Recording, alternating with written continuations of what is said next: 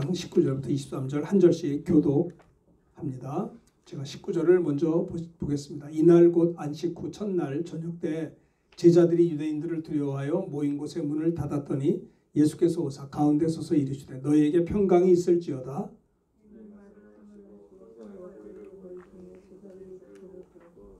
예수께서 또 이르시되 너희에게 평강이 있을지어다. 아버지께서 나를 보내실 것 같이 나도 너희를 보내노라.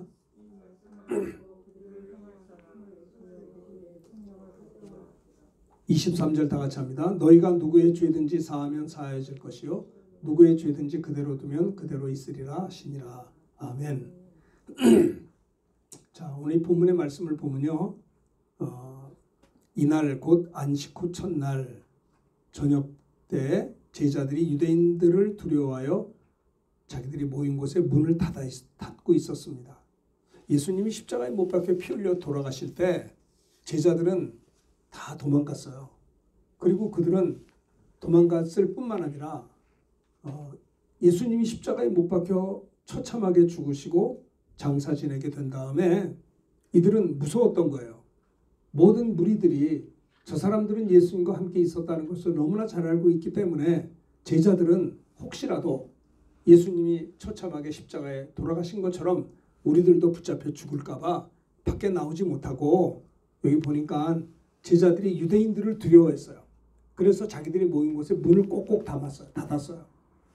이러한 기가 막힌 상태에서 예수님이 사흘 만에 사망 권세 깨뜨리고 부활하신 예수님이 이 제자들, 두려워 떨고 있는 제자들, 무서워서 유대인들을 두려워해서 문을 꼭 닫고 모여있는 제자들에게 주님이 오셨어요. 오셔서 이들을 향해서 너희에게 평강이 있을지어다. 부활의 주님이 하신 말씀이 세 가지가 있는데 첫째는 뭐냐면 너희에게 평강이 있을지어다. 걱정하지 마라. 두려워하지 마라. 염려하지 마라. 너희들은 멸망당하지 않을 거다. 너희들은 구원받을 수 있어. 너희들은 안전해. 아무 염려하지 마.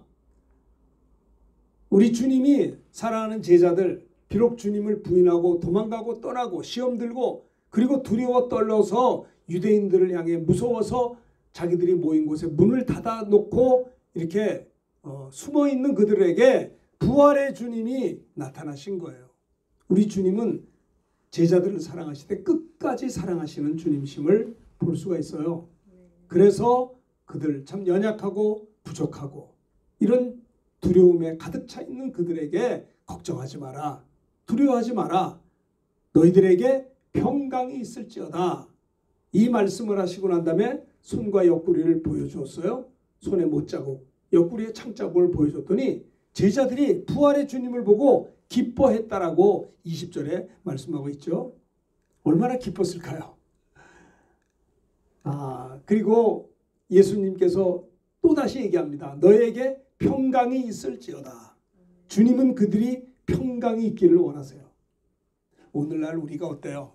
참 불편하죠. 우리 지인들이 확진자들이 생기기 시작했어요. 그래서 고통당하고 있고 격리 또 이렇게 수용돼 가지고 많이 힘들어하고 있어요. 어떤 분은 그러더라고요. 목사님, 여기서 죽으면 장례도 없답니다. 그냥 이렇게 처리를 한다는 거예요. 코로나 걸려서 병들어서 병상에서 죽어버리면 장례식도 못 한대요. 그냥 속각시키는 거예요. 그러니까 쥐도 새도 모르게 격리돼서 죽으면 끝나는 거예요. 지금 우리나라도 얼마나 돌아가셨나요? 1000명 넘게 돌아가셨을 거예요 아마. 확실히 이제 수를 잘 모르겠는데 뭐 하루에 뭐 한 사람 늘어났다. 뭐 없을 때도 있고 한두 사람씩 늘어나잖아요. 그리고 이제 확진자를 만나기만 해도 또 이제 이렇게 역학조사에 돼서 또 검사를 받고 발표할 때까지 또 격리를 하고 또 밀접 접촉하게 되면 2주 동안 격리를 당하고 이러니 생각해 보십시오. 사업하는 사람들이 격리를 당하면 어떡하겠어요? 그러지 않아도 힘든데 사람들이 마음이 불편해요. 그렇다고 무조건 또 예전처럼 다 거리 두기해서 사업 못하게 하면 여기까지 힘들었는데 어떻게 살겠어요? 그러니까 그거는 하지 못해도 이거 참나 얼마나 힘들어하고 있냐 이 말이에요. 독일에 있는 우리 친구 목사님한테 카톡이 왔어요. 독일은 75%가 왜 코로나 걸렸는지 모른대요. 말을 안 해가지고. 그래서 이게 역학조사가 불가능하다. 완전히 자포자기해요. 그러니까 독일 같은 경우는 총체적인 봉쇄를 해버리는 거예요. 뭐 왜 이 사람이 걸렸는데 자기가 돌아다니는 코스를 모르는 거예요. 어디서 왔는지도 모르고. 그것이 75%랍니다. 그래서 독일이 그렇게 의학이 발달하고 약학이 발달한 독일이 지금 전체 도시를 다 봉쇄해버렸어요. 아이고 이거 참 지구촌 전체가 인도 같은 경우도 하루에 뭐 3만 명인가 확진자가 30만 명? 30만 명이에요. 확진자가. 수많은 사람이 하루에 죽고 지구촌 전체가 참 이렇게 전염병으로 고생을 하고 있어요. 마음이 편한 사람이 별로 없어요. 안부를 묻기도 미안할 정도예요. 불편해요. 제자들이 예수님이 십자가에 돌아가신 그것 때문에 자기들도 붙잡혀 죽을까봐 두려워서 방 속에 문을 닫고 있었던 것처럼 오늘날에도 우리가 그런 상태는 아니지만 많은 사람들이 코로나 때문에 어려움을 당하고 경영하는 사업 때문에 어려움을 당하고 또 인간관계 때문에 어려움을 당하고 어떤 형태로든지 사람들이 많이 마음이 불편해요. 어렵게 지나고 있어요. 어떻습니까? 정말 고난이 없는 사람이 있을까요? 어떤 형태로든지 다 마음이 불편하고 기도 제목이 다 있어요. 사업하는 사람은 사업하는 대로 힘들고 직장 다니는 사람들도 또 그렇고 또 여러 가지 인간관계가 또 얽혀 매어서 이것이 참 정말 힘겹게 지나는 분들도 있으실 수 있고요. 그렇습니다. 부활의 주님은 사랑하는 제자들에게 찾아가셨어요. 그리고 그들에게 말씀하신 것이 첫 번째는 너희에게 평강이 있을지어다. 걱정하지 마라. 너희들은 멸망당하지 않을 거야. 너희들은 구원받을 수 있어. 구원의 확신을 주님이 주신 것입니다. 너에게 평강이 있을지어다. 평강이란 말은 에이레네라는 말이에요. 에이레네, 헬라어로 에이레네, 평화, 복지, 번영 이런 뜻이에요. 자, 부활의 주님이 하신 말씀 세 가지인데 첫째는 따라합시다. 너에게 평강이 있을지어다. 구원의 확신을 주신다는 거예요. 걱정하지 마. 염려하지 마라. 너희들은 쉽게 그렇게 쓰러지지 않을 거야.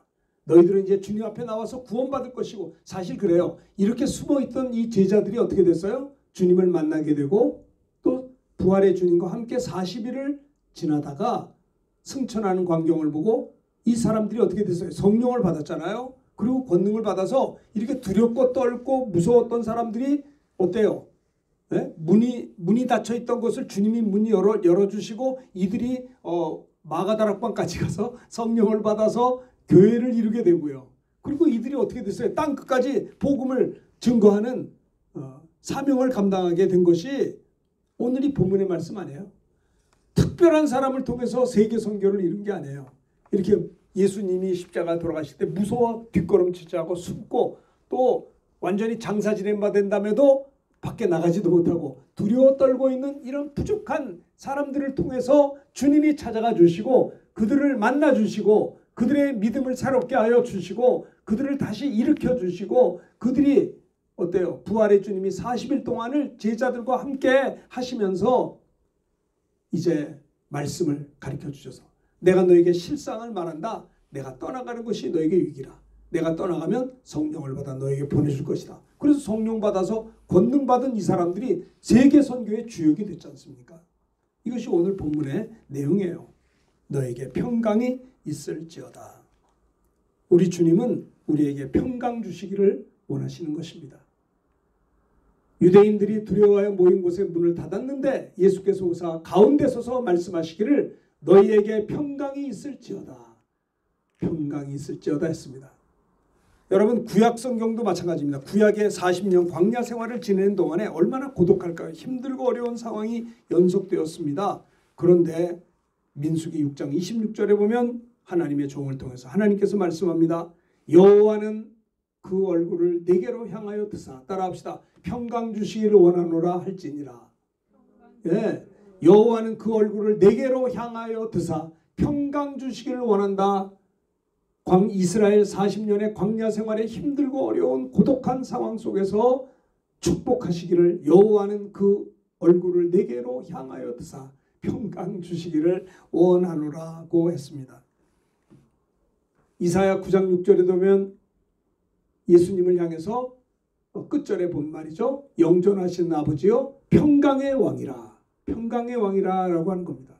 여러분, 주님 안에 참된 평강이 있는 것을 기억하셔야 되겠습니다. 세상에 어디 평강이 있어요? 우리가 기도할 때 주께서 우리에게 평강을 주십니다. 주님은 우리에게 평강을 주시기를 원하시는 주님이세요.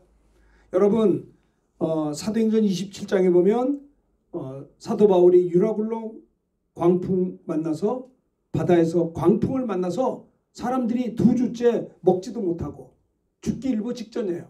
자, 사도행전 27장 22절부터 26절 교독해 봅시다. 내가 이제 유라굴로 광풍을 만나서 이제 이렇게 죽음의 일보 직전에 뱃속에서 이제 아무런 소망이 없을 때 사도 바울이 이제 하나님의 음성을 듣고 말씀한 겁니다. 22절을 제가 봅니다. 내가 너희를 권하노니 이제는 안심하라. 너희 중 아무도 생명에는 아무런 손상이 없겠고 오직 배뿐이리라.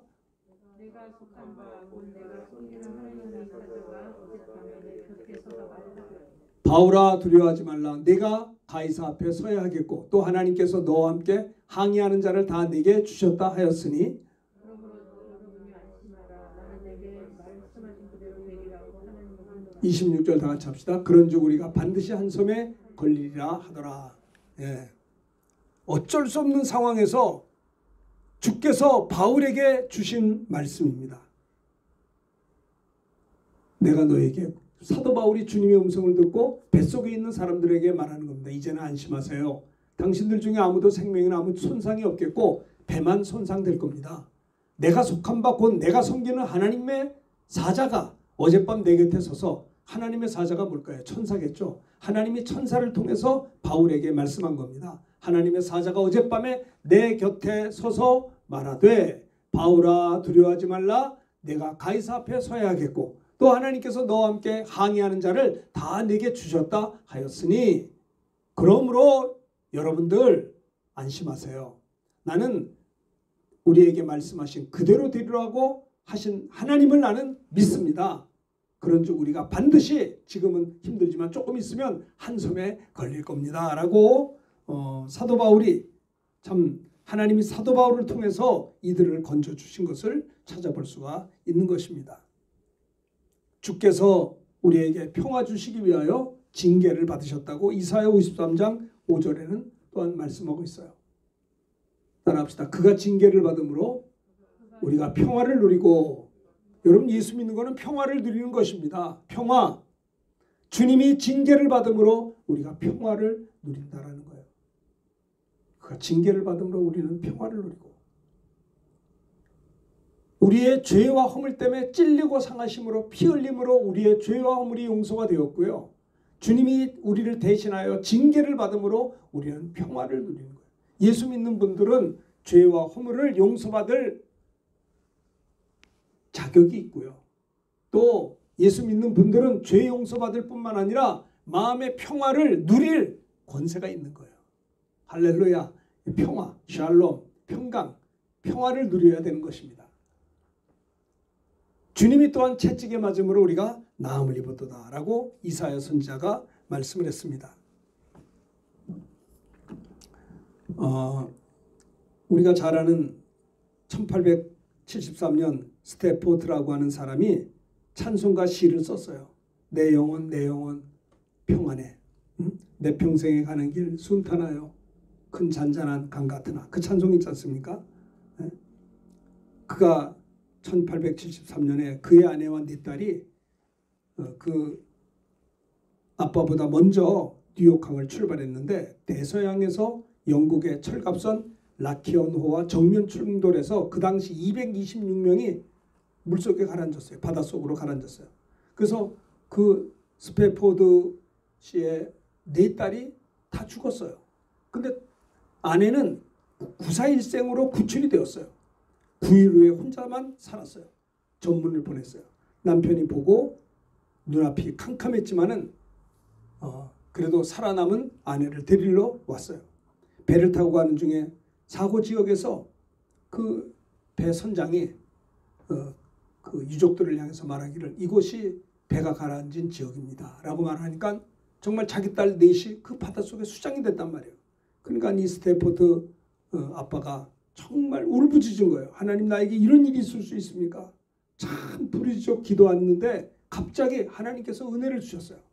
정말 부르짖고 통곡하는 스태포드를 향해서 네 딸을 한꺼번에 잃어버린 그 아빠를 위해서 하나님께서 이 세상에서 얻을 수 없는 평화를 주셨다는 거예요. 그래서 그가 찬송시를 썼어요. 그 기도하는 가운데 내 영혼 평안해 내 평생에 가는 길 순탄하여, 그 찬송시를 그 선상에서 기록했다는 거예요. 정말 인간의 어떤 누가 위로할 수 있습니까? 자기 자식이 4명이나 죽었는데 어느 부모가 위로받을 수가 있겠습니까? 그러나 하나님 앞에 부르짖고 눈물을 흘려 기도할 때 하나님께서 사랑하는 아들을 어루만져 주시고 은혜를 주시고 세상에서 받을 수 없는 평화를 주셨다라고 하는 겁니다. 제자들이 두려워 떨고 밖에 나가지도 못하고 유대인들을 두려워하며 자기들도 죽을까 봐 벌벌 떨고 있던 차에 부활의 주님은 제자들을 불쌍히 여겨서 그들에게 찾아가 주셔서 너희들에게 평강이 있을지어다 내 손과 옆구리를 보아라 보여줬더니 그들이 기쁨이 충만하고 우리 주님이 죽으셨다가 부활하신 말씀이, 약속의 말씀이 이루어졌구나, 그들이 다시 기쁨이 충만해졌다라고 하는 것입니다. 부활의 주님이 제일 먼저 하신 말씀이 첫 번째는 너에게 평강이 있을지어다. 오늘날에도 참 힘들잖아요. 이 코로나 때문에 진짜 일만만파에 어려움이 없는 것 같아도 우리 주변 분들을 볼 때 많이 힘들어요. 어디에 평강이 있겠습니까? 그러나 그 어려움과 힘든 가운데 우리가 하나님 앞에 기도하고 나아가게 될 때 하나님의 평강이 우리에게 임하게 된다라고 하는 것입니다. 너희에게 평강이 있을지어다 걱정하지 마라. 너는 죽지 않는다. 너는 살 것이다. 구원을 받을 뿐만 아니라 또 하나님 앞에 귀하게 쓰임받을 것을 주님은 그들에게 말씀하신 것입니다. 두려움에서 평강을 주신 주님이 왜 그들에게 두려워 떨고 있는 그들에게 찾아가 주셔서 평강을 왜 주실까요? 평강을 주셔서 그들이 구원의 확신을 갖게 되고 예수님을 다시 만나서 헌신해서 주님 앞에 귀하게 쓰임받게 하려고 주님이 그들에게 찾아가 주셨다라고 하는 것입니다. 부활의 주님이 하신 말씀 첫 번째는 너에게 평강이 있을지어다. 염려하지 마라. 너희들은 멸망당하지 않고 구원받을 것이다. 구원의 확신을 주셨고요. 두 번째는 21절에 보면 따라합시다. 예수께서 또 이르시되 내 아버지께서 나를 보내신 것 같이 나도 너희를 보내노라. 두 번째 하신 말씀은 뭐냐면 아버지께서 나를 보내신 것 같이 나도 너희를 보내노라. 이렇게 말씀하셨어요. 아버지 하나님이 예수님을 아버지 하나님이 이 땅에 보냈어요. 우리를 구원하려고. 그렇죠?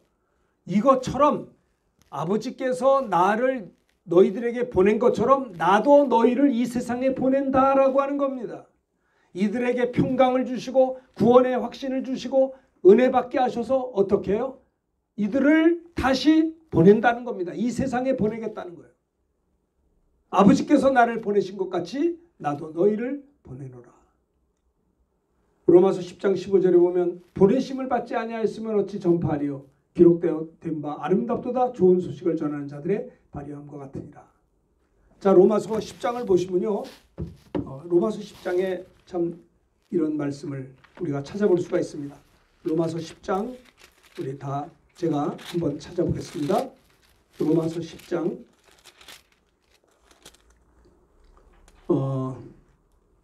누구든지 주의 이름을 부르는 자는 구원을 받으리라. 그런즉 그들이 믿지 아니한 일을 어찌 부르리요. 따라합시다. 듣지도 못한 일을 어찌 믿으리요.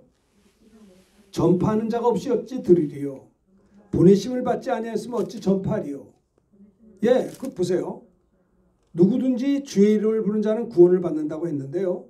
그런즉 그들이 믿지 아니한 일을 어찌 부르리요. 믿었기 때문에 주의 이름을 불렀고 주의 이름을 불렀기 때문에 구원받았다는 거예요. 그러면 듣지도 못한 일을 어찌 믿으리요. 복음을 들을 때 예수를 믿을 수 있었다는 거예요. 또 전파하는 자가 없이 어떻게 듣겠네요. 그렇죠? 전파하는 자가 있기 때문에 들었고 들은 자가 있기 때문에 믿었고 믿었기 때문에 주님을 불렀고 주님의 이름을 불렀기 때문에 구원을 받게 되었다라고 하는 말입니다. 또 보내심을 받지 아니했으면 어찌 전파하겠느냐? 보내시는 자를 통해서 복음이 전파된다라고 하는 것입니다. 그래서 주님은 아버지가 나를 보낸 것처럼 나도 너희를 보낸다는 거예요. 이 땅에 137년 전에 미국의 선교사 젊은 토마스 선교사를 비롯해서 여러 서구 선교사님들이 주님의 보내심을 받아서 이 조선 땅에 와서 복음이 증거된 거예요. 그래서 그들로 인해서 복음 보내심을 받은 서구의 선교사님들로 인해서 이 땅이 복음화가 된 거라고 하는 것입니다. 137년 만에 대한민국은요 1000만이 가까이 되는 성도가 생겼고 남한에만 6만 개의 교회가 생겼고요. 우리가 이렇게 우리 5천년 6천년의 이 대한민국의 역사 가운데 여태 137년 전에는 아무런 미미한 나라였었다가 복음이 들어옴으로 말미암아 이 나라가 복음화된 거 아니겠어요? 3만 명의 선교사를 230개의 나라에 파송했다 이 말이에요. 우리나라가. 보내심을 받지 않고서 어찌 전파리요. 그래서 부활의 주님은 너에게 평강이 있을지어다. 그리고 아버지가 나를 보낸 것처럼 나도 너희를 보낸다는 거예요. 왜요? 복음 전하게 하기 위해서. 내가 너희를 보내노라. 우리도 주님의 보내심을 받은 자가 된 것입니다. 과거에는 우리가 두려워 떨었고 과거에는 믿음이 부족했지만은 주님께서 찾아오셔서 너에게 평강이 있을지어다.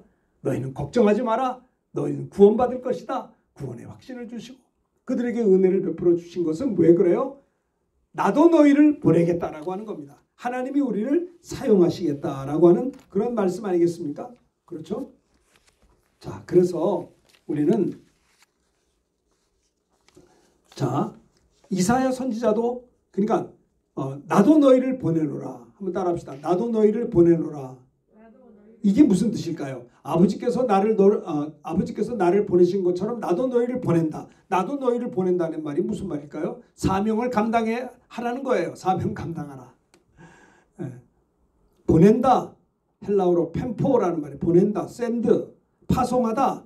사명을 부여하다. 그런 뜻입니다.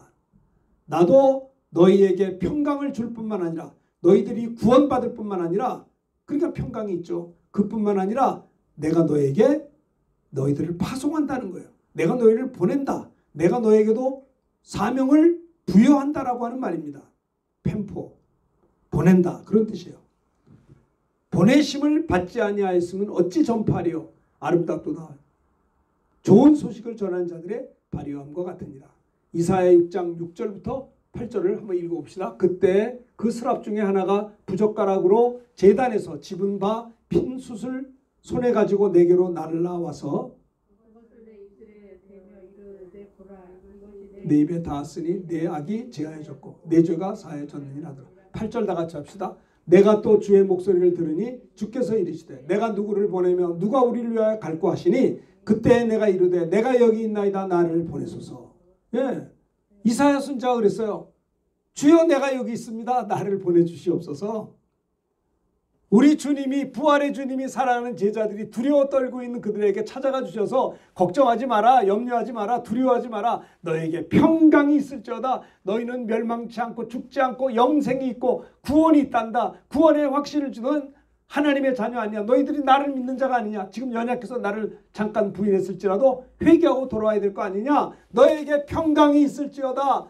부활의 주님이 그들에게 찾아가 주셔서 손과 옆구리를 보여주었더니 손에 못 잡고 옆에 창짝을 보고 기쁨이 쭉 야 우리 주님이 말씀대로 이렇게 부활하신 우리 구세주시구나라는 것 구약에 예언된 분이 저분이구나라는 것을 그들이 기쁨이 충만하게 된 것입니다.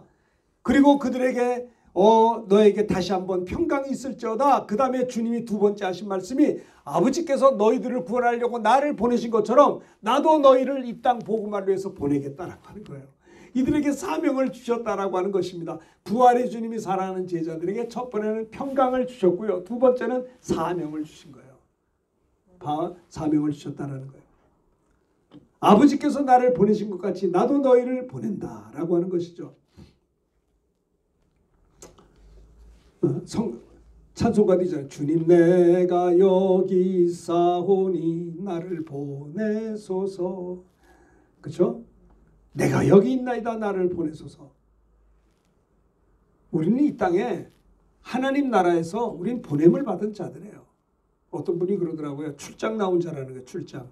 나그네 인생길에 우리가 예수를 믿고 성령 받은 다음에 하나님께로부터 우리가 이 땅에 출장 온 자들이에요. 출장. 아시겠어요? 언제 어느 때 우리 육신이 마감될런지는 아무도 알지 못하지만 우리가 주어진 수가 있겠죠. 그 수가 있는 동안에 우리가 한눈 팔지 말고 성령 충만해서, 그렇지 않아요? 서울에 본사가 있는데 부산에 출장을 갔어요. 그럼 한 달 동안 출장을 갔으면 열심히 한 달 동안 본사의 명을 받들어서 일 열심히 하다가 한 달 후에는 출장소에 한 달 동안 있다가 서울에 돌아올 거 아니에요? 그런데 이 사람이 서울을 생각하고 서울에서 본부에서 얘기한 것을 잘 듣고 부산에서 열심히 자기 일을 사명을 감당하지 않겠어요? 그러고 난 다음에 그리고 한 달 후에는 돌아오게 되는 거예요. 우리가 하나님 나라에서 이 땅에 파송 나온 우리가 출장 온 사람들이에요. 하나님의 뜻을 이루다가 주님이 오라 하는 그 시간에 돌아가게 된다고 하는 거예요. 그런데 우리가 부산에 가서 서울에서 명령한 것보다는 부산 가니까 좋은 게 많거든요. 해운대도 있고 송도 해수욕장도 있고 너무 좋은 게 많아. 그래서 한눈 팔고 딴짓하고 본사에서 한 명령을 생각 안 하고 딴 데 기쁨을 갖는다면 그게 말이 되겠느냐 이 말이에요. 예수님이 이 땅에 아버지 하나님이 예수님을 보내셔서 우리를 구원한 것처럼 나도 너희를 보낸다는 거야. 나도 너희를 통해서 하나님의 뜻을 이루시겠다라고 부활의 주님이 두 번째 말씀하신 거예요. 무서워하고 두려워하고 밖에도 나오지 못하는 그 연약하기 짝이 없는 제자들을 불쌍히 여겨주시고 친히 그들에게 찾아가 주셔서 손과 옆구리를 보여주시고 부활의 주님이 나타나셔서 제자들에게 여러분들에게 평강이 있기를 원한다. 평강이 있을지어다. 그리고 아버지가 나를 보내신 것처럼 나도 너희를 보낸다라고 하는 겁니다. 우리도 주님의 보내심을 받는. 여러분 사도 바울이라고 그러잖아요. 사도 바울 할 때 사도라는 말은 헬라어로 아포스톨로스라고 해요. 아포스톨로스 사도 바울이라는 말이 무슨 말이냐? 사도라는 말은요. 보내심을 받았다라는 말이에요. 사도 바울은 내가 하나님의 보내심을 받았다. 그 하나님의 보내심을 받아서 바울은 주의 일을 한 거예요. 그가요 아시아 가서 복음을 전하려고 했는데 예수의 영이 허락지 않았어요. 그래서 그가 다시 마게도냐로 가게 됐어요. 유럽을 향해서. 그런데 거기서 마게도냐 환상을 보게 됐어요. 우리를 와서 도우라. 사도 바울은 하나님의 보내심을 받은 자라고 하는 것입니다. 예수님이 사랑하는 제자들에게 나타나셔서 평강이 있을지어다. 여러분들 주님의 평강이 있게 되기를 주님의 이름으로 축원합니다. 그게 믿음이에요. 두려워, 뭐가 무서워요? 뭐가 걱정이 돼요? 뭐가 염려스러워요? 여러분이 혼자 아니잖아요. 여러분 하나님 아버지, 하나님께서 우리 아버지 아니세요? 여러분 기도할 수 있잖아요. 뭘 걱정해요? 아무것도 염려하지 말라고 그랬어요. 오직 모든 일에 기도와 간구로 감사함으로 하나님께 기도하면 모든 지각에 뛰어난 하나님의 평강이 그리스도 예수 안에서 우리 마음과 생각을 지키신다고 약속했단 말입니다. 여러분 생각해 보세요. 아무리 캄캄한 밤이라도요. 엄마 등에 업힌 아기가 두려워할까요? 네? 안 무서워한다고요. 캄캄한 밤길을 걸어가도 이 애는요. 엄마만 있으면 돼. 엄마 등에 업혀서 놀아요. 캄캄한 밤에 엄마만 있으면 되니까. 여러분 이 세상에 아무리 캄캄해도 우린 주님과 함께하기 때문에 무서워할 이유가 하나도 없는 것입니다. 무서워하는 건 신앙이 없는 거예요. 그래서 두려움에는 형벌이 있다. 온전한 사랑이 두려움을 내어 쫓나니 두려움에는 형벌이. 두려움이 뭔지 아세요? 불신앙의 불신앙. 예수 안 믿기 때문에 두려워하고 사는 거예요. 무리를 걸어갔습니다. 나를 따라오라. 예 따라갑니다 하고 베드로가 무리를 걷습니다. 그런데 주님을 바라볼 때 무리를 걸었어요. 깜짝 놀랐겠죠. 내가 어떻게 무리를 걷지? 주님의 말씀에 의지하여 그는 걸어가는 겁니다. 주님을 향해서 무리를 걸었어요. 그런데 무리를 계속 걸어갔으면 얼마나 좋았겠습니까마는 그는요 한눈을 팔았어요. 풍랑을 보고 파도를 보니까 이게 장난이 아니거든요. 갑자기 또 생각이 나는 게 주님이 안 보이고 이게 파도와 풍랑을 보니까 갑자기 겁이 나가지고 무서웠어요. 무서워. 그래가지고 덜덜 떠는 순간에 물에 빠지기 시작한 거예요. 그 물 먹었어요. 아이고 나의 죽게 된 것을 도와주세요. 주님이 손을 잡고 왜 두려워하느냐 믿음이 작은 자야. 네? 오늘날 예수 믿으면서 사람들이 너무나 두려워해요. 믿음이 없어요. 믿음이. 환경만 보기 때문에 그래요. 여러분 문제가 있을 수 있고 어려움이 있을 수 있으나 그러나 우리가 기도할 때 하나님이 응답 주실 것을 믿는 자는요 기도할 수 있어요. 우리 성도들은 따라합시다. 평생에 기도하는 자요. 평생에 응답받는 자인 것입니다. 우리들에게 주어진 염려 걱정은 근심거리가 아니고요. 하나님이 내게 주신 기도 제목일 뿐이라는 걸 여러분 아십니까? 저도 왜 염려 걱정이 없겠어요. 힘든 게 그러나 그건 나에게 기도의 제목일 뿐이에요. 나는 기도합니다. 그러면 하나님은 응답 주세요. 네? 두려워하지 마세요. 부활의 주님이 사랑하는 제자들에게 너에게 평강을 있을지어다. 평강이 있은 다음에 그 다음에 구원의 확신을 가지고 그 다음에 뭐예요? 아버지가 나를 보낸 것처럼 나도 너희를 보낸다라는 거. 우리가 보내심을 받는 우리는 주의 일을 하는 자예요. 서울의 본사 직원이 부산에 출장을 갔는데 부산의 아름다운 바닷가에 취해가지고 그것만 보고 거기 너무 좋아해. 물론 이해는 해요. 아름다운 거 보고 아름다워 할 수 있고. 근데 거기에 머물러 있다면 얼마나 서울의 본사의 사장이 볼 때 한심하겠어요. 하나님 보실 때 우리가 이 땅에 파송 나왔는데 이 땅에 세상에 취해서 육신의 정욕, 안목의 정욕, 이색의 자랑 여기에 머물러 있다면 이게 하나님의 종이냐 이 말이에요. 그렇지 않습니까? 주님의 일을 하다가 우린 주님 앞에 가는 것입니다. 자, 나도 너희를 보내노라. 아버지께서 나를 보내신 것 같이 나도 주님도 우리를 보내는 겁니다. 그래서 오늘 하루 우리는 주님의 보냄을 받고 사는 거예요. 아시겠죠? 내가 누구를 만날까? 아니요. 주님이 보내주신다니까요. 사도 바울을 주님이 보내셔. 로마까지 보냈어요. 왕 앞에까지 보내서 복음 전하게 했어요. 그래서 로마가 나중에 AD 313년에는 기독교 공인을 이루게 되었어요. 하나님의 보내심을 받아 사람을 만나고 주님의 보내심을 받아 우리 인생의 삶을 펼쳐나갈 수 있게 되기를 주의 이름으로 축원합니다. 주님 내가 여기 있사오니 나를 보내소서. 가진 것 모두 다 주께 드리오니 주 받으옵소서. 주님 내가 여기 있사오니 나를 써주소서. 여러분 보세요. 하나님에게 가장 복을 받은 자가 누구냐? 하나님 앞에 쓰임받은 자가 복을 받은 자인 것입니다. 하나님 앞에 아무짝에도 쓰임받지 못한다면 그건 뭐예요? 아무것도 아니잖아요. 하나님 앞에 쓰임받을 여러분 어떻게 쓰임받으셨어요? 여러분들이 하나님의 일에 어떻게 쓰임받은 적이 있으셨나요? 쓰임받을 수 있어요. 정말 빌립 집사는요 성령에 이끌려 광야로 가게 되었어요. 하나님이 빌립 집사를 광야로 보내주었어요. 거기서 에디오피아 내시를 만나 복음을 전하고 예수 믿고 구원받고 세례까지 베풀게 되었어요. 내가 만날 자를 하나님이 만나게 해주셔야 되는데 성령에 붙잡힌 것보다는 사단에게 휘둘려서 이리 속고 저리 속고 이리 깨지고 저리 깨지고 하나님의 보내심을 받은 곳을 가야 되는데 내 생각대로 막 가는 거예요.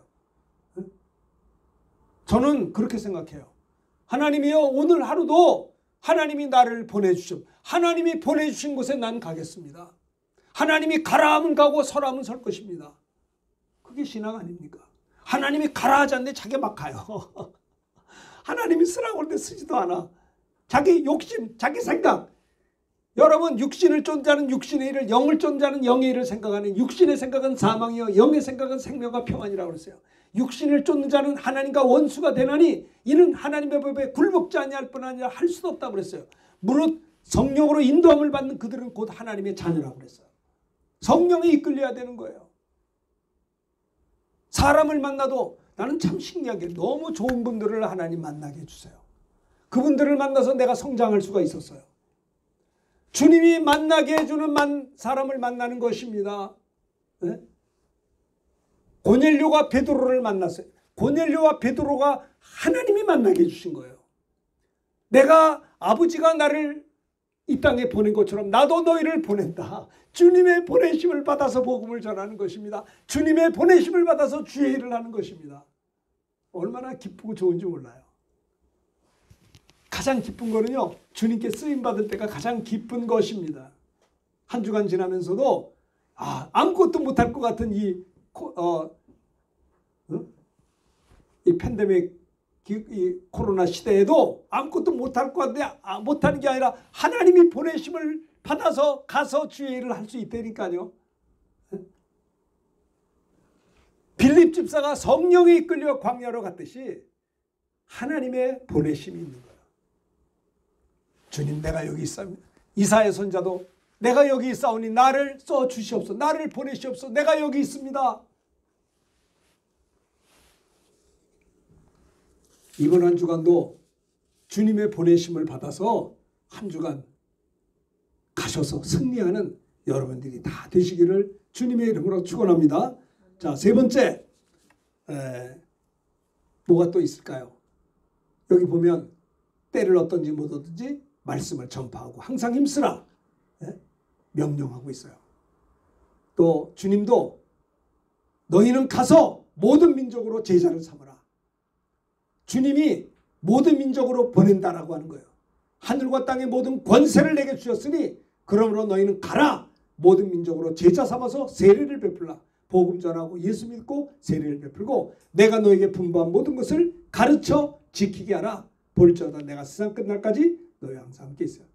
승천하시기 직전에 너희는 가라. 내가 너희를 보낸다. 어디로? 모든 민족으로. 예루살렘과 유대와 사마리아 땅 끝까지 보낼 것이다. 주님이, 부활의 주님이 하신 말씀이 나도 너희를 보낸다. 사랑하는 제자들 향해 사명을 감당할 것을 말씀했고요. 세 번째는 뭐냐? 따라합시다. 이 말씀을 하시고 그들을 향하사 숨을 내쉬며 이르시되 성령을 받으라. 자, 22절 다 크게 한번 읽읍시다. 자, 여기 보세요. 자, 이걸 보세요. 자, 앞에 보세요. 자, 여기 보세요. 22절 다 같이 한 목소리로 크게 읽읍시다. 시작. 이 말씀을 하시고 그들을 향하사 숨을 내쉬며 이르시되 성령을 받으라. 사랑하는 제자들을 향해서 뭐라고 그랬어요? 성령을 받으라 라고 하는 거예요. 성령을 받으라. 부활의 주님이 하신 세 번째 말씀이 뭐냐? 내가 너희를 보낸다 라고 한 다음에 이 말씀을 하시고 그들을 향하사 숨을 내쉬면서 말씀하시되 따라합시다. 성령을 받으라. 그러면 받아야 될 거 아니요. 따라합시다. 따라합시다. 예수를 믿어 하나님의 자녀가 된 우리에게 하나님의 자녀가 된 우리에게 성령이여 임하시옵소서. 왜 성령 임하? 성령 받으라 그러니까 받으면 될 거 아니요? 뭐 어려워요. 주님이 하라 하면 하고 하지 말라면 안 하면 될 거 아니요? 부활의 주님이 세 번째 하신 말씀이 뭐냐? 숨을 내쉬면서 그들을 향하여 말씀하시기를 성령을 받으라. 성령을 받으라. 성령은 인격적인 하나님이시기 때문에 성령을 받아야 되는 것입니다. 사모할 때 임하세요. 부활의 주님이 하늘로 승천하시기 전에 자 4절 5절 크게 읽읍시다. 다 같이 크게 읽읍시다. 시작. 사도와 함께 모이사 그들에게 분부하여 이르시되 예루살렘을 떠나지 말고 내게 들은 바 아버지의 약속하신 것을 기다리라. 요한은 물로 세례를 베풀었으나 너희는 먼 날이 못되어 성령으로 세례를 받으라 하셨느니라. 자 보세요. 부활의 주님이 하늘로 승천하시기 직전에 그들에게 분부하여 말씀하시기를 내가 하늘로 여기를 보셔야 돼요. 다 보세요. 저를 쳐다보세요. 주님이 분부했습니다. 여기를 크게 눈을 뜨고 보세요. 예루살렘을 떠나지 말라. 내가 하늘로 승천한다고 해서 흩어지지 마라. 아버지의 약속하신 것을 기다리면 몇 날이 못돼요. 따라합시다. 성령으로 세례를 받으리라. 그래서 주님 8절을 말씀하시고 시작 크게 읽읍시다. 시작. 오직 성령이 너에게 임하시면 너희가 권능을 받고 예루살렘과 온 유대와 사마리아 땅까지 이르러 내 증인이 되리라. 아멘. 오직 성령이 임하시면 우리가 어떻게 돼요? 권능을 받게 된다는 거예요. 할렐루야. 왜 사람들이 무능하냐? 성령 임하지 않았기 때문에 그래요. 왜 사람이 이렇게 지리멸렬한 인생을 사느냐? 아무런 열매를 맺지 못하느냐? 성령 임하심에 대해서 관심이 없어요. 성령이 이끌리고 사모하질 않아요. 오직 성령이 임하시면 너희가 권능을 받게 된다라고 하는 겁니다. 할렐루야. 권능 받아서 공부해 보세요. 권능 받아서 전도해 보시라고요. 권능 받아서 사업해 보시라고요. 권능 받아서 인간관계를 해 보시라고요. 성령이 임하면 권능을 받게 돼요. 그러면 이렇게 시시하게 살지 않아요. 아무런 감동도 없이 살지 않아요. 기쁨 없이, 찬양과 감사 없이 맨날 피곤하고 맨날 지치고 맨날 몽롱하게 살지 않아요. 성령이 저와 여러분에게 임하시면 권능을 받게 됩니다. 세상을 이기는 권능, 세상의 모든 시험을 이기는 권능, 유혹을 이기는 권능, 귀신 쫓는 권능, 병 고치는 권능, 복음 전하는 권능, 용서할 수 있는 권능, 사랑할 수 있는 권능, 많은 사람들을 품을 수 있는 권능 말입니다. 주님을 사랑할 수 있는 권능을 받아요. 주님 앞에 충성할 수 있는 권능, 게을르지 아니하고 착하고 충성되게 하나님께 영광 돌릴 수 있는 권능을 받을 수 있어요. 어떻게, 언제? 성령이 우리에게 임할 때 그러는 거예요. 이 중요한 것을 왜 놓치는지 몰라요. 부활의 주님이 사랑하는 제자들, 정말 무서워서 떨고 있는 그들에게 찾아가서 평강이 있을지어다. 괜찮아, 걱정하지 마. 너희들 구원 받았어. 괜찮아. 이제 회개하고 돌아와. 이제 그들의 구원의 확신을 심어준 다음에 아버지께서 나를 보내신 것처럼 나도 너희를 보낸다. 그리고 그들에게 숨을 내쉬면서 말씀하시기를 성령을 받으라 그랬어요. 오직 성령이 승천하시기 바로 직전에 성령이 너에게 임하기만 하면 권능을 받는다. 권능 받아야 승리하는 삶을 살 수가 있어요. 네? 사도행전 8장에 보면 성령 충만한 빌립 집사가 사마리아로 갔어요. 왜요? 핍박이 있어가지고 스데반 집사가 순교당한 다음에 예루살렘에 있는 성도들이 다 유대 땅 사마리아로 갔어요. 사도행전 8장에 보면 빌립 집사가 사마리아에 가서 복음을 전할 때 사마리아 사람들이 복음의 빌립의 전도를 듣고 많은 사람들이 예수를 믿고 구원받고 그랬어요. 그런데 이 소문이 예루살렘에 있는 사도들에게 이 선교 보고가 전파될 때 빌립 집사가 사마리아 성에서 복음 전해서 많은 사람들이 예수 믿고 세례받았다는 소리를 듣고 예루살렘에 있는 사도들이 베드로와 요한을 사마리아에 파송을 했어요. 그래서 사마리아로 파송한 이유가 뭐냐? 사도들, 예루살렘에 있는 사도들이 베드로와 요한을 사마리아로 왜 보냈느냐? 15절 읽읍시다. 시작. 그들이 내려가서 그들을 위하여 성령 받기를 기도하니. 그러니까 예루살렘에 있는 사도들 중에서 베드로와 요한을 사마리아로 파송한 이유는 그들을 사마리아 사람들을 위하여 어떻게 성령 받기를 기도하기 위해서 내려갔다는 거예요. 왜요? 사마리아 사람들이 16절 읽읍시다. 시작. 이는 아직 한 사람에게도 성령 내리신 일이 없고 오직 주 예수 이름으로 세례만 받을 뿐이다.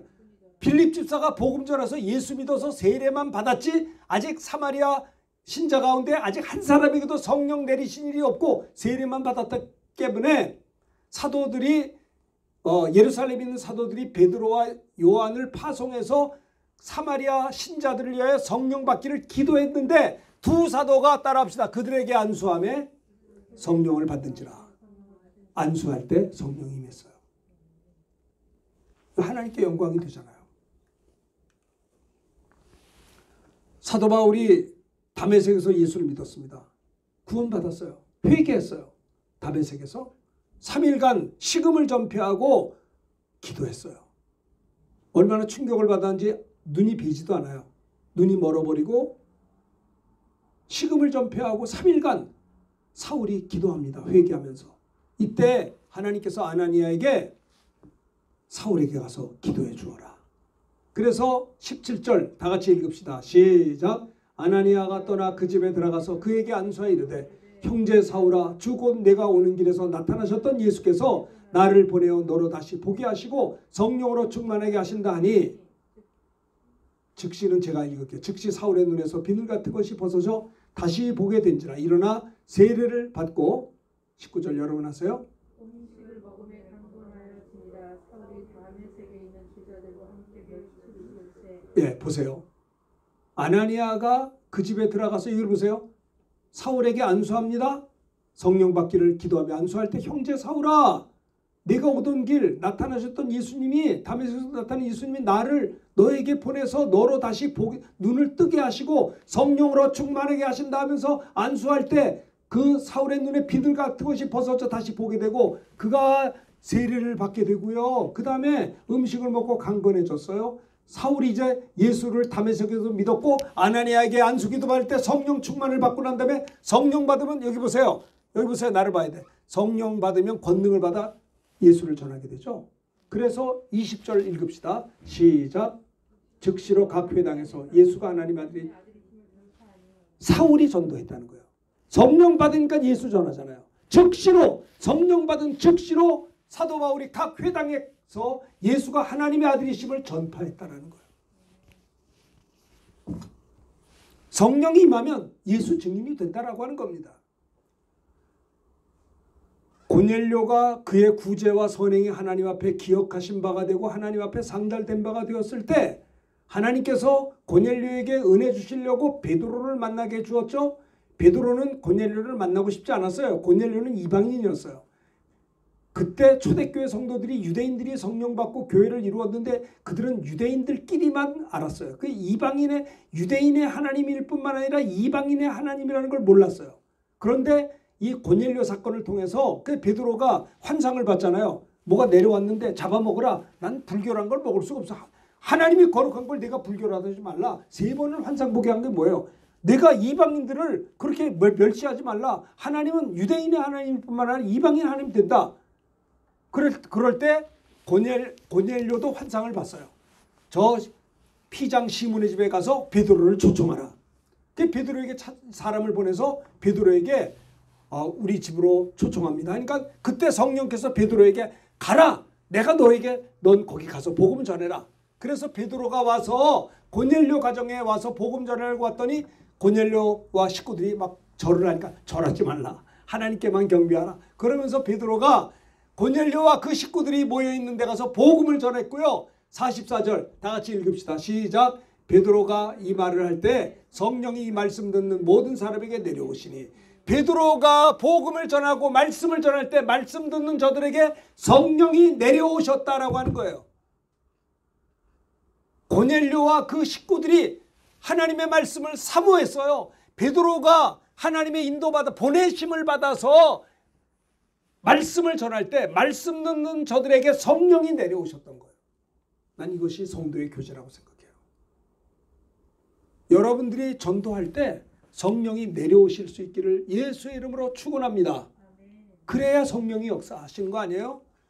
성령이 내려오시니 베드로와 함께 온 할례 받은 신자들이 이방인들에게도 성령 부으심으로 말미암아 논란이 이는 방언을 말하며 하나님 높임을 들음이라. 이거 봐요.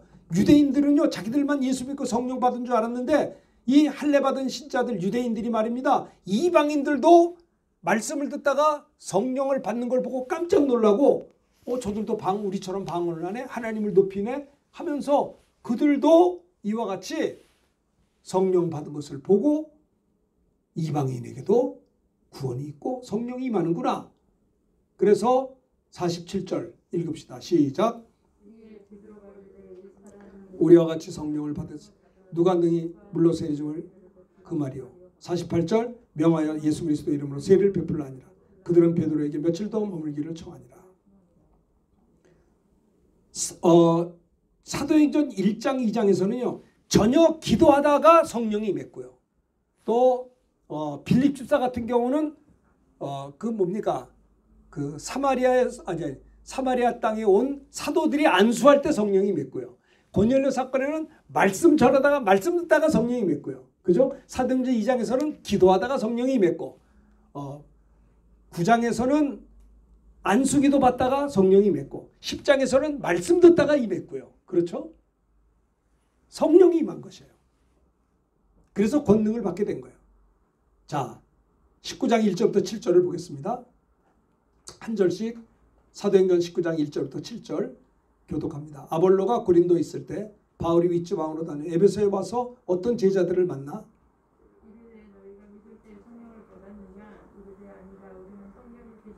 바울이 이르되 그러면 너희가 무슨 세례를 받았냐? 대답하되 요한의 세례니라. 바울이 이르되 요한이 세례를 베풀며 백성에게 말하되 내 뒤에 오시는 이를 믿으라면 그는 예수라. 그들이 듣고 주 예수 이름으로 세례를 받으니 바울이 그들에게 안수하여 성령이 그들에게 임하심으로 강원도로 여행하니 7절 다 같이 모두 12사람. 너희가 믿을 때에 주의 졸지 마시고 해보세요. 너희가 믿을 때에 주의 성령을 받았느냐? 우린 성령이 있음을 듣지도 못했노라. 여기 보세요. 자, 여기를 보세요. 여보세요. 저를 보세요. 너희가 믿을 때 성령을 받았느냐? 성령이 있음을 듣지도 못했노라. 그래? 너희가 무슨 세례를 받았느냐? 요한의 세례를 받았습니다. 회개의 세례를 베풀며 요한이 말입니다. 내 뒤에 오시는 예수를 믿으라 했으니 곧 예수입니다. 바울에게 이르렀어요. 그때 그 말을 듣고 예수의 이름으로 세례를 받았는데 이제 예수님이 구주라는 걸 믿고 세례를 받았다며. 근데 그리고 구원받은 세례받은 그들에게 바울이 안수하니까 성령이 임했다는 거예요. 이때 방언을 말하고 예언도 하고 12사람쯤 되었다라고 하는 겁니다.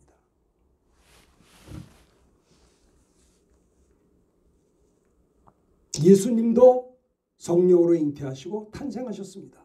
예수님도 세례 요한에게 요한을 세례 받으실 때 성령 충만을 받았고 성령이 이끌려 광야로 가서 40일을 금식하고 성령으로 사시다가 십자가에 피 흘려 주시고 성령 하나님이 부활시켜 주시고 또 승천하시고 아버지께 성령을 받아 우리 주님이 우리에게 보내주셨어요. 예수님도 공생애를 시작할 때 성령 충만 받고 시작하시고요. 사도 바울도 성령 받은 다음에 예루살렘 유대 사마리아 땅끝까지 가서 복음을 전하게 된 것입니다.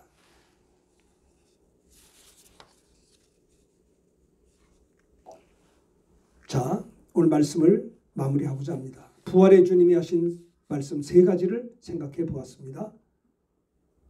첫째는 너에게 평강이 있을지어다. 두 번째는 나도 너희를 보내노라. 사명 감당하라는 겁니다. 세 번째는 성령을 받으라. 성령님의 능력을 힘입으라. 여러분들이 어려운 시대에 성령을 사모하십시오. 주여 나에게 성령 충만을 주시옵소서. 회개하세요. 그래야 성령이 임해요. 회개하고 주 예수를 믿으며 성령 받기를 사모할 때 우리의 죄를 용서하신 주님이 성령을 충만히 부어주시고 권능을 주셔서 승리하는 삶을 살게 하실 것입니다. 평강을 주실 것이고 사명을 감당케 하실 것입니다. 부활의 주님이 승천하시기 직전에 하신 이 3가지 말씀을 기억하시고 여러분 이번 한 주간 사는 동안에 하나님의 평강이 내 안에 가득하시길 바라고 주님의 보내심을 받아서 우리가 살아갑시다. 주님의 보내심을 받아서 전도하고 주님의 보내심을 받아서 성도의 교제를 하고 사명을 감당합시다. 또 주님이 숨을 내쉬면서 성령을 받으라. 예, 성령 충만함을 주시고 권능을 주셔서 우리들도 가는 곳마다 많은 영혼 주님께 인도하는 역사가 있게 되기를 바랍니다. 이 시간에 우리가 말씀 들은 걸 생각하면서 우리 찬송가 부르시겠습니다. 빈들에 마른 불같이 183장